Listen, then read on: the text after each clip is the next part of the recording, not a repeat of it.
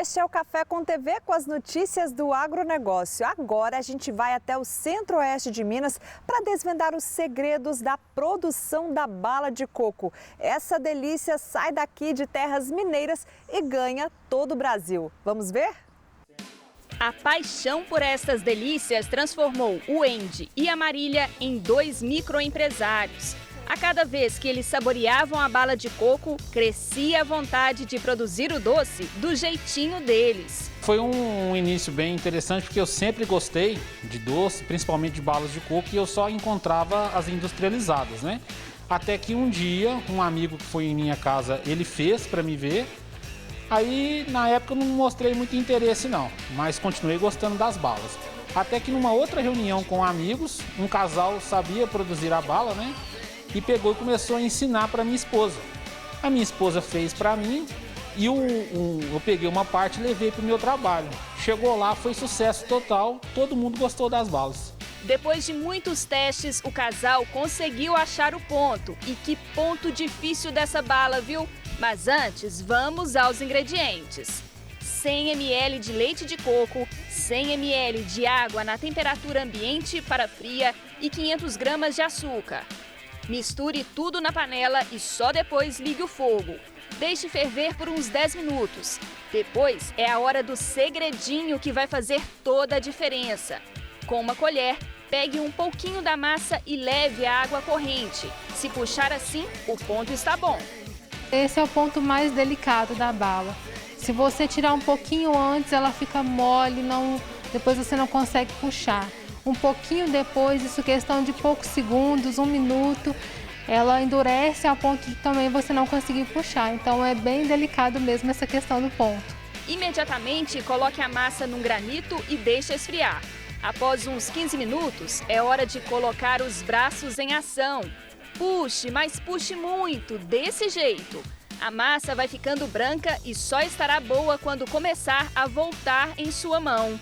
O processo após esta etapa tem que ser rápido para a massa não endurecer. Se quiser, coloque o recheio e corte. Esta bala é mesmo danadinha. Até a temperatura do ambiente interfere no resultado. Em dias muito quentes, precisamos fazer realmente isso, trocar o horário de trabalho, trabalhar durante a madrugada para conseguir produzir as balas.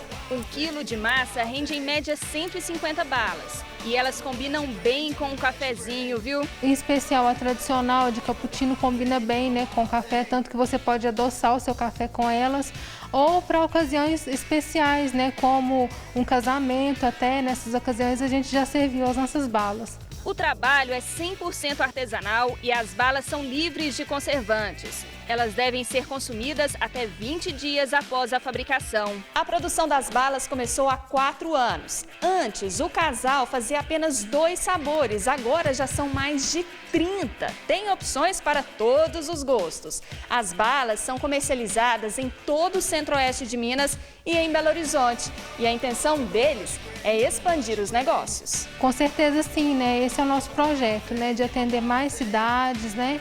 Aqui na região mesmo, ou até, caso tenha algum transporte que favoreça, até para outros estados. As balas são vendidas de R$ 9 a R$ 12 a cada 100 gramas. O valor depende do tipo de recheio.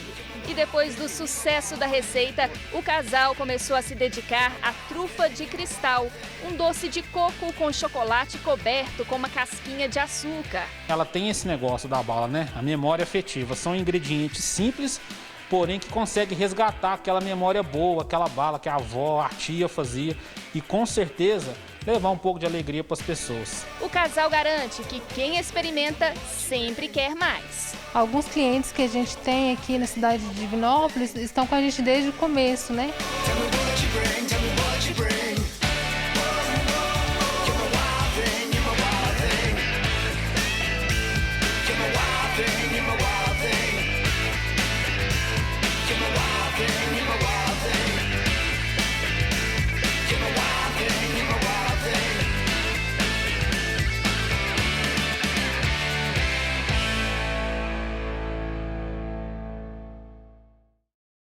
E as cachaças produzidas no leste de Minas são reconhecidas internacionalmente pela qualidade. A bebida é uma das mais consumidas no Brasil. É claro que merece destaque aqui no Café com TV. Confira na reportagem da nossa equipe de Governador Valadares. Quem gosta de molhar o bico direto na bica vai ter que esperar um pouco mais. Encher o copo, por enquanto, só com a pinga da produção passada. É que a safra aqui na região de Valadares, no leste de Minas, atrasou este ano. Já era para ter começado a produção, mas a cana ainda não chegou no ponto. Esse ano foi um ano atípico na região, eu acredito que na nossa região aqui pelo menos sim. Ela demorou um pouco mais a chegar, a aumentar a sacarose, o nível da sacarose. Normalmente a gente começa no início do mês de maio, sendo que esse ano a gente vai estar começando mais no finalzinho para o início do mês de julho. Por que é que ela demora a aumentar? O clima interfere? O clima, a chuva interfere. Quanto mais chuva, mais ela absorve água e menos doce ela fica. O Edivaldo mantém contato com outros produtores de cachaça artesanal e a situação por lá é a mesma. Todo mundo à espera do melhor momento para começar a lambicar.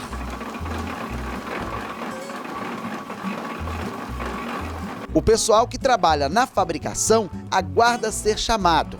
Aqui na propriedade do Edivaldo, enquanto o teste de sacarose da cana branca estiver baixo, não será dada a largada. O ideal é acima de 17, para dar uma média de produção boa. Mas o topo mesmo é 21, 23 graus por cento, né, da sacarose, aí a produção é excelente. E a sua aí deu quanto? Aqui deu 15,5. Vai ter que esperar um pouco mais. Esperar um pouco mais. E o setor movimenta mesmo a economia. Minas Gerais tem pouco mais de 8.500 alambiques pequenos, como este aqui. No ano passado, eles geraram 240 mil empregos diretos e indiretos. A produção chegou a 250 milhões de litros de cachaça, colocando o estado como o quarto maior produtor do país. Mas este ano está pintando uma realidade um pouco diferente. O Edivaldo é otimista e torce para uma boa produção, mesmo sabendo que as condições climáticas não foram favoráveis. De 9 a 10 mil litros de cachaça, até o final do ano. É uma produção recorde ou não? Não, não é. Esse ano eu acredito que vai ser menos. Por quê? Justamente porque esse clima desse ano não deu muito para entender.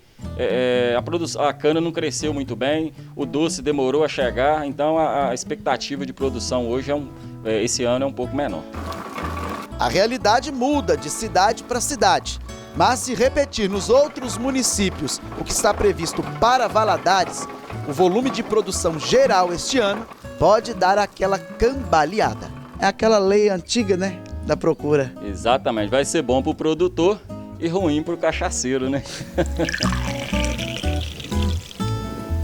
E depois do intervalo, a história de uma garotinha que ganhou as redes sociais falando sobre o café. A gente volta já.